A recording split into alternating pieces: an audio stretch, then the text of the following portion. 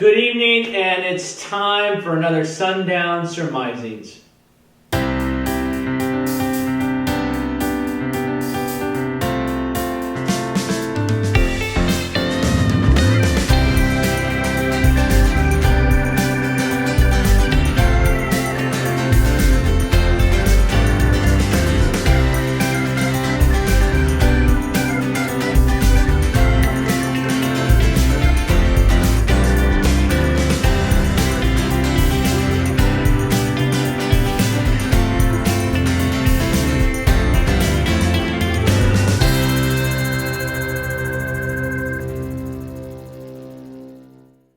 Welcome back. It's been a while, and you'll notice my partner is no longer here.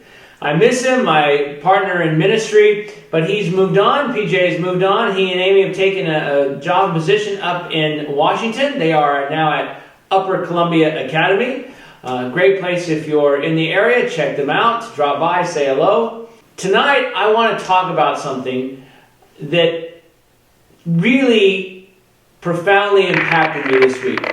It's been a while since we've done one, and that's because it was part of that grieving process of relationships moving on and out, and I had to come back to this kind of spot, and I was so excited about this passage tonight. I'm hoping by the end you might be too. It's a really cool look at God in the dirt of our lives. Now, what brought this on was my wife shared a post from a classmate that we had in a class at Andros years ago. And this person posted this, and I'll put a picture of it there, and I thought, wow, that's really profound. And then in my working with my juniors, we're back here at Monterey Bay Academy. We have our students back in place. We still have masking mandates and all that, but it's great to have them back in the classroom, so that's really cool. But in going through the Gospel of John again, some of you may know or not know that I go through this every year with a class, with a fresh class. And so it's always kind of fun to see what I'm going to find out and learn this year. And we were talking about the story of John chapter 9. In John chapter 9, we've dealt with before, but I saw something at this time that I had not seen before. And that's what I want to share. To do that, let's take a step back and look at this post from this classmate of mine. And she wrote this. Thought to herself, there's only 3 times she can think of God getting down in the dirt in the Bible. And the first occurs in Genesis with the creation of Adam and later Eve, though we don't have that story, but we have it for clearly with Adam. So God gets down in the dirt of our lives, Adam. And then there's another time when he lays Moses to rest. Moses goes up by himself and God buries him. And that's in the end of Deuteronomy.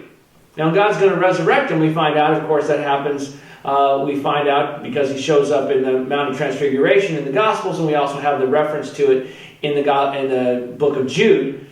But God buried him, laid him in the dirt.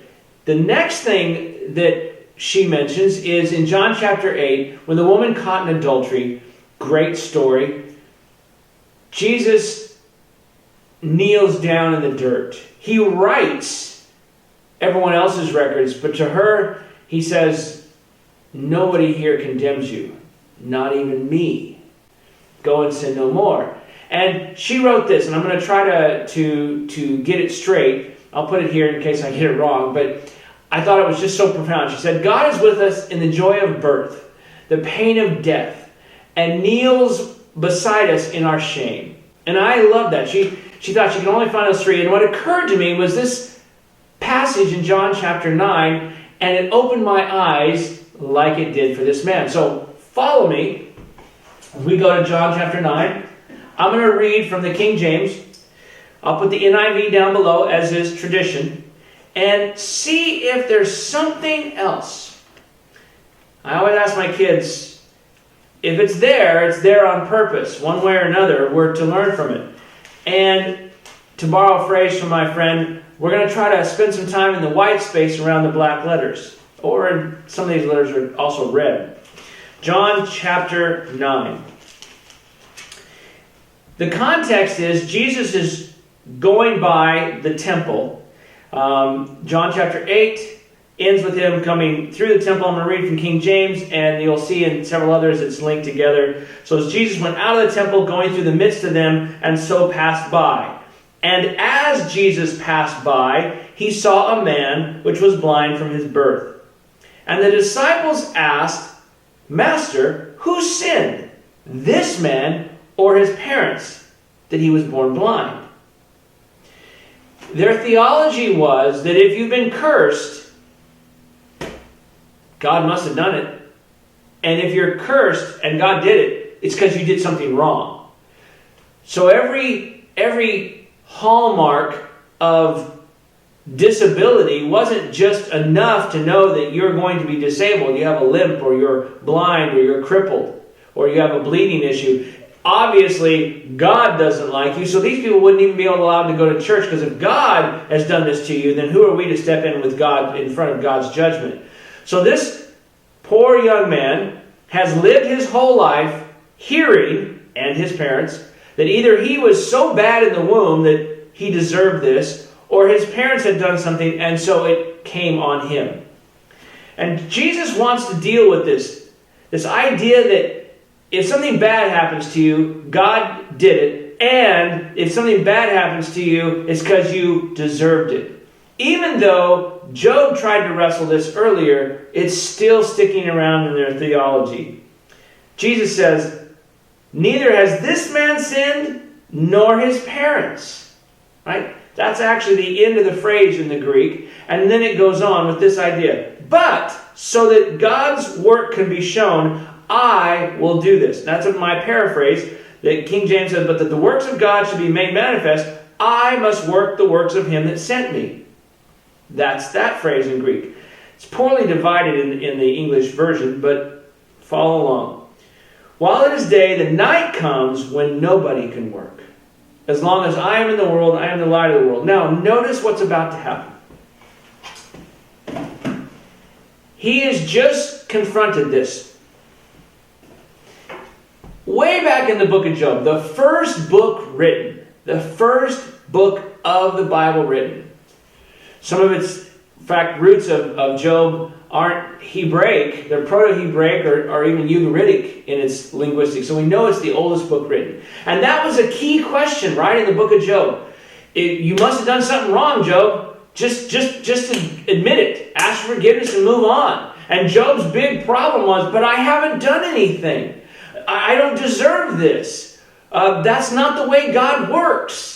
And of course we know in chapter 1 and 2 behind the scenes that what is taking place is this battle between God and Satan about friendship and loyalty that boils down to this. Essentially, Satan says, look, God, nobody really likes you.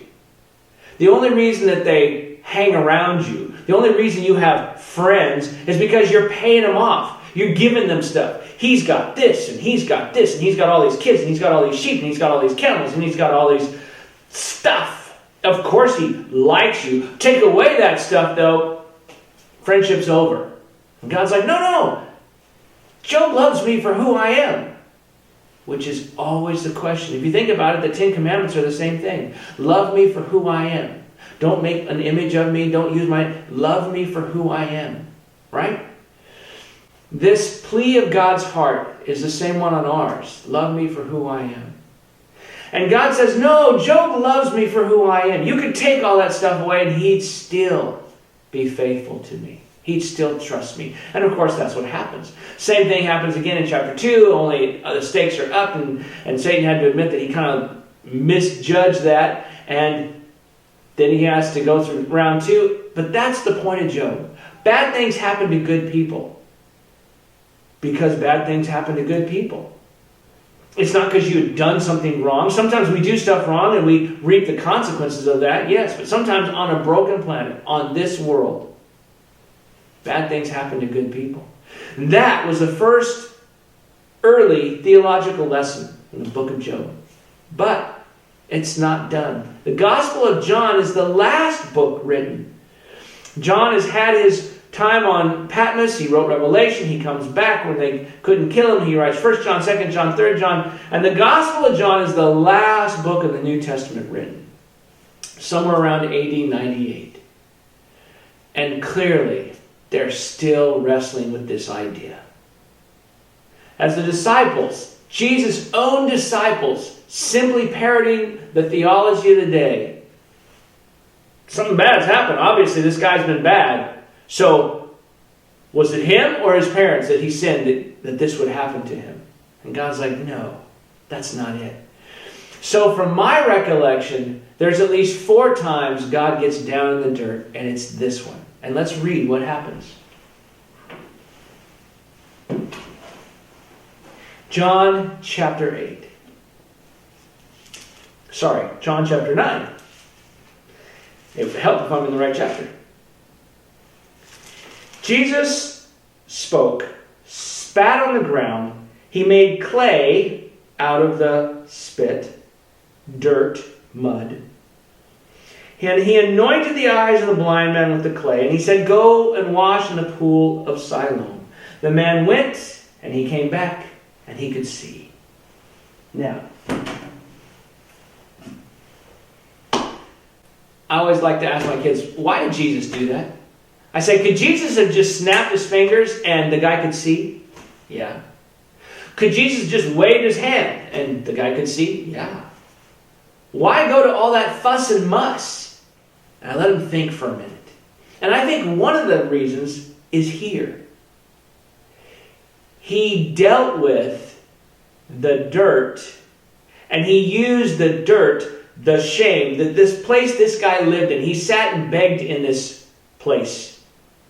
And he used it to open the man's eyes to the truth. In other words, if I could go on and kind of extend my classmate's metaphor, that God opens our eyes to the truth through our pain. Yes, he celebrates with us in the joy of birth and the pain of death, and he kneels beside us in our shame. But it's in that dirt sometimes, in facing those things in our lives, that God, through those things, opens our eyes to see the truth. And sometimes that truth is a capital T, R-U-T-H, to see him. And so he makes this mud, combination of him, his spirit, his water from his mouth, which is highly symbolic in the book of John. Water is used all over the place, and it's highly symbolic. And he sends him, and the guy comes back seeing.